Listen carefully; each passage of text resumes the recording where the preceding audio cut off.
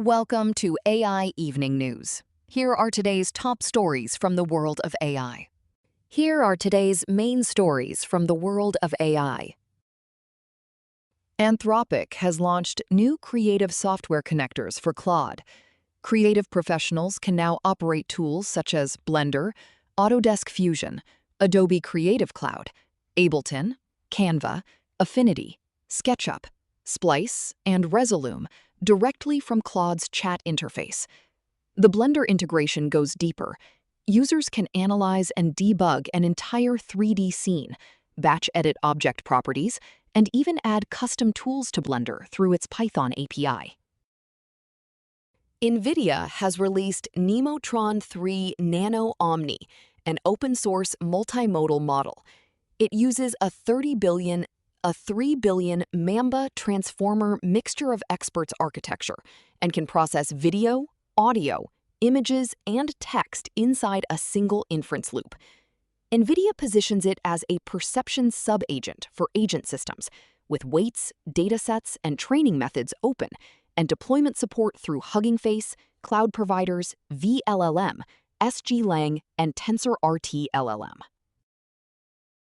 On April 27 Pacific Time, OpenAI's Codex lead Thibault said he had reset Codex rate limits for all paid plans. He wrote that resetting limits costs money, but the vibes are good, and the reset is meant to celebrate a good week. The practical effect is more room for paid users to build with GPT 5.5. Poolside has released the first two Laguna models, Laguna M1 and Laguna Access 2. Laguna M1 is a large mixture of experts model with 225 billion total parameters and 23 billion active, scoring 46.9% on Swaybench Pro.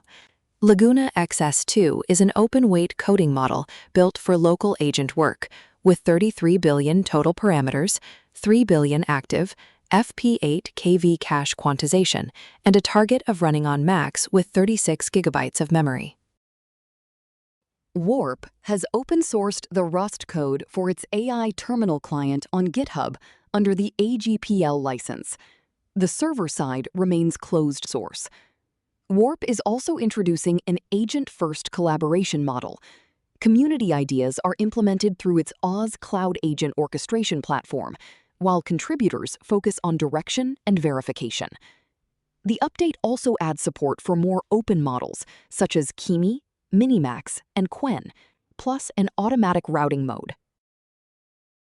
A research team led by Nick Levine has open-sourced Talkie 1930, a retro language model with 13 billion parameters. Its knowledge is frozen at the end of 1930, and it was trained on 260 billion tokens of historical text from before 1931. The team says the goal is to give AI researchers an environment with less benchmark contamination for studying generalization and model identity. That's today's AI Evening News.